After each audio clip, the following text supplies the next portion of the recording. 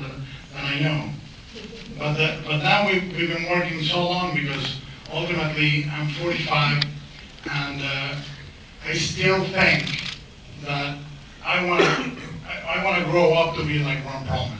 No matter how old I get, I see him. I don't recommend it, but you get acid reflux, right? much more than that.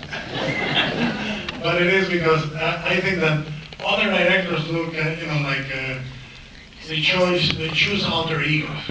They choose somebody that they feel they are represented on the screen. And for me, Ron is so much, especially after the Hellboy, where I write Hellboy for him, but I write Hellboy as me, because I'm ultimately quite like Hellboy. I'm a bit of a brute. I'm a bit of a brute. And writing for Ron is always pleasant because I know now his speech pattern, what he delivers the best, and I think that it's a great way to have fun. But let me ask you, of the movies we've done, which one do you enjoy the most? They're like my children, How can you pick one? Yeah, two. Yeah, I have two children.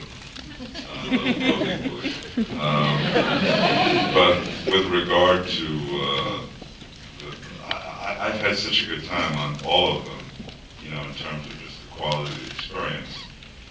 But I would have to say that the character of Hellboy and the effort that went into my playing Hellboy is something out of some storybook reality. I'm not sure if anybody knows this, but Guillermo had the movie at a studio for 5 years, and after 5 years of him saying Ron Perlman and then yawning, they finally said, "Good luck with your film," and they gave it back to him. So it really took 7 or 8 years of battling to win me the role, and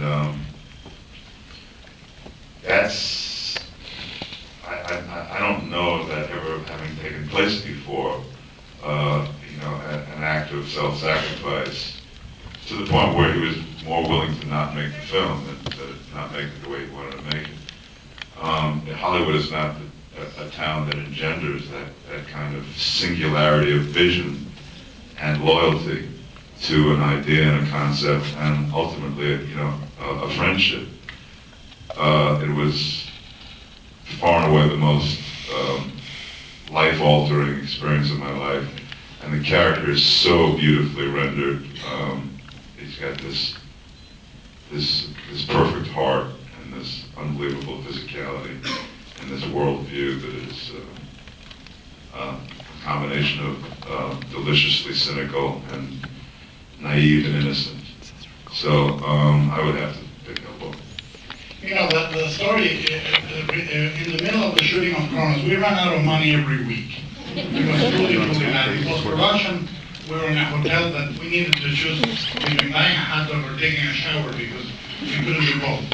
And every time it was done, by the end of Kronos, I was 28, and I was in debt $250,000 myself, and I didn't know how to pay it. But part of the reason why we were able to make Kronos the first time is in the middle of the shoot. His agent, his manager, his lawyer, we stopped paying Ron. And everybody's telling him, get out of there, get out of there, get out of there.